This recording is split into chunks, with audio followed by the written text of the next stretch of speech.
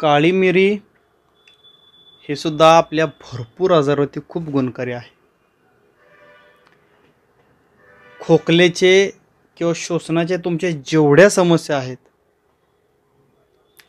खोकल्यावरती काळी मिरी खूप गुणकारी।